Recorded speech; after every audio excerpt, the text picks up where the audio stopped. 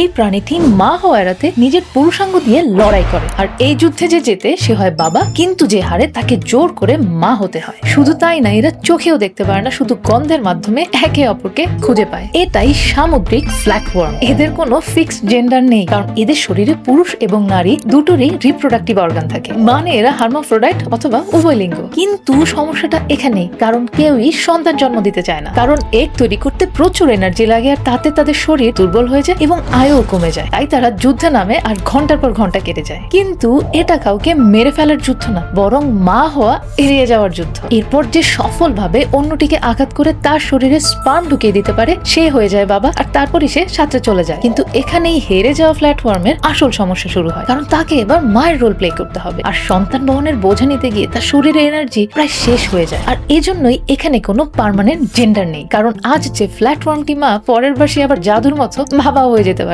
এবার ভাবুন প্রকৃতিতে মা হওয়া কত কঠিন যে ফ্ল্যাটওয়ার্মও যুদ্ধে যেতে চায়। কিন্তু মানুষের সমাজে মা হওয়াটাকে আমরা কি সম্মান করি, নাকি শুধু দায়িত্বের বোঝাই চাপিয়ে দেই?